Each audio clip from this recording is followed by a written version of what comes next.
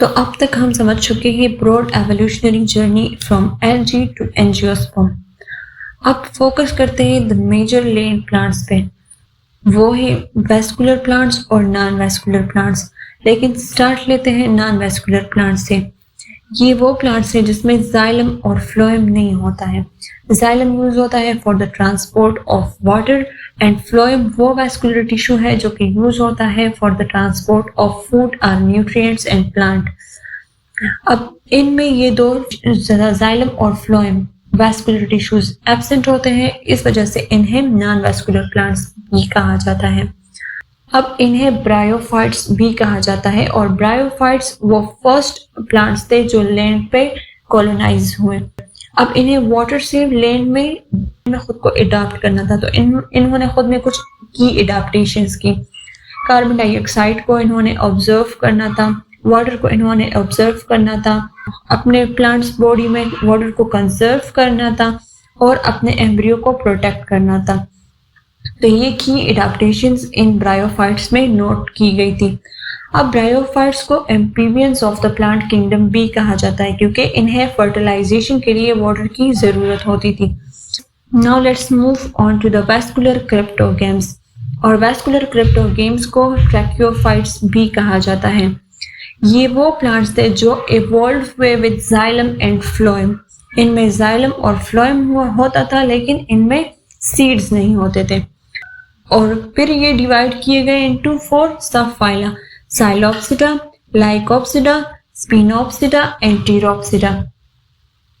साइलोप्सिडा क्या है? Most oldest and most primitive vascular plants हैं। इनमें कोई ट्रू रूट्स नहीं होती, इनके स्टेम्स फोटोसिंथेसिस करते हैं और इनको लिविंग फॉसिल्स भी कहा जाता है। अब साइलोप्सिडा में एग्जाम्पल है साइलोटम, ठीक है, ये एमसीक्यू के लिए याद रखिएगा। साइलोटम एग्जाम्पल है साइलोप्सिडा की और इसमें कोई रूट्स नहीं होती, इनमें फोटोसिंथेसिस स्टेम के थ्रू होती है। सेकंड सब फाइला है लाइकोप्सिडा और ये लाइकोप्सिडा स्मॉल मोस लाइक प्लांट्स होते हैं और इनमें वेस्कुलर टिश्यूज होते हैं क्योंकि वेस्कुलर प्लांट्स हैं। इसमें कुछ एक्सटिंक्ट जेनरा भी है और कुछ एग्जिस्टिंग लिविंग जेनरा भी है। अब इनके गेमिटोफाइट लार्ज होते हैं और इंडिपेंडेंट होते हैं। ये भी एक एग्जाम पॉइंट ऑफ व्यू हो सकता है क्योंकि गेमिटोफाइट लाइकोप्सिडा में लार्ज होते हैं और इंडिपेंडेंट होते हैं। लाइकोप्सिडा की एग्जाम्पल है सेलाजिनेला, जिसे स्पाइक मोस भी कहते हैं, और ये हेट्रोस्पोरस है। हेट्रोस्पोरस का मतलब है कि ये बोथ माइक्रोस्पोर्स और मेगास्पोर्स प्रोड्यूस करते हैं। माइक्रोस्पोर्स वो स्पोर्स है जिससे फर्दर मेल गेमिटोफाइट बनेगा, जिससे फिर आगे जाके स्पर्म बनेगा। और मेगास्पोर्स वो स्पोर्स है जिससे फीमेल गेमिटोफाइट बनेगी, जिससे आगे जाके एग बनेगा।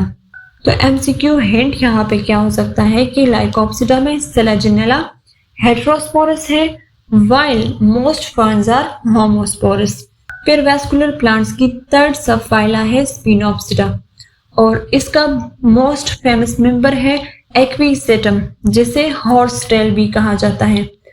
अब इनके स्टेम्स में डिस्टिंक्ट नोड्स और इंटरनोड्स होते हैं और ये रफ से फील देते हैं क्योंकि इनके स्टेम में सिलिका डिपॉजिट होता है और दैट्स वाई इनका निक नेम है स्कोरिंग रैशेस, क्योंकि ये बर्तन वगैरह साफ करने के लिए भी यूज होते थे।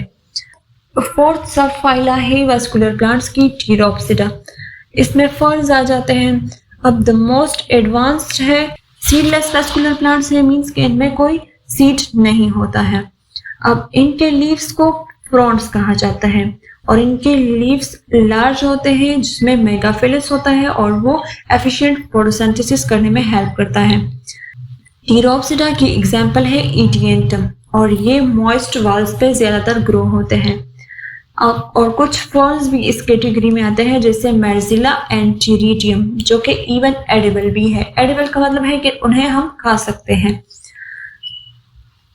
सो यहाँ तक हमने देखा कि वेस्कुलर क्रिप्टोगैम्स एक एवोल्यूशनरी जर्नी शो कर रहा है of increasing adaptation with the passage of time. उसमें कुछ एडाप्टेशंस आ रही हैं from rootless Psilopsida to advance even edible ferns of Theropsida।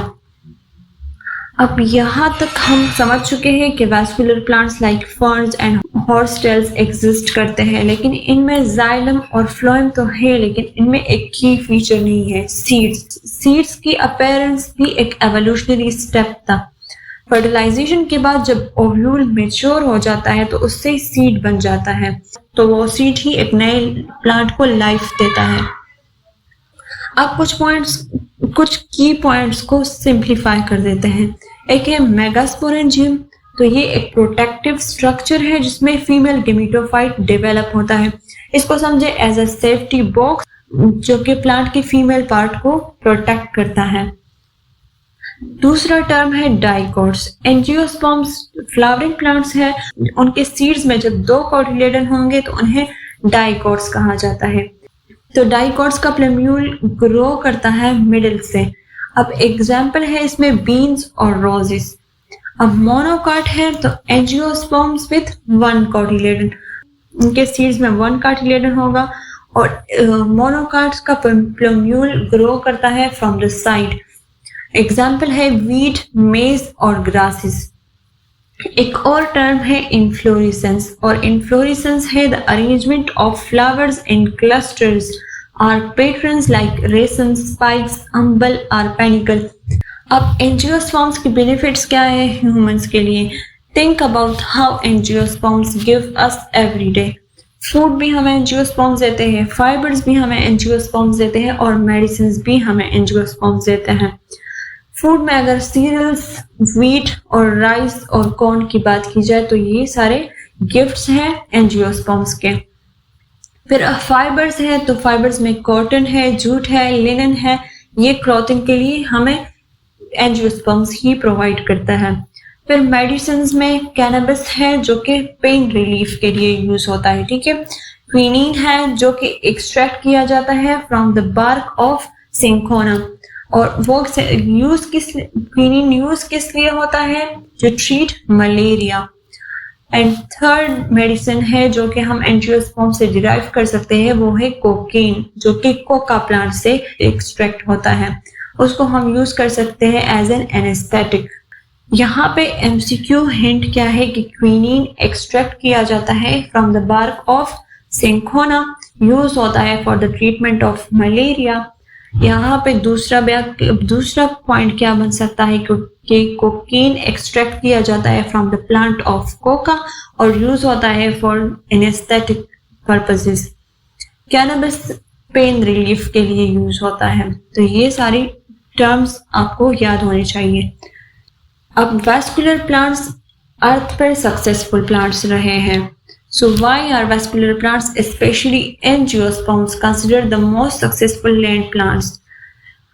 अब तक साइंटिस्ट ने about 300 families, 12,500 genera and over 3 lakh species of angiosperms identify कर ली है।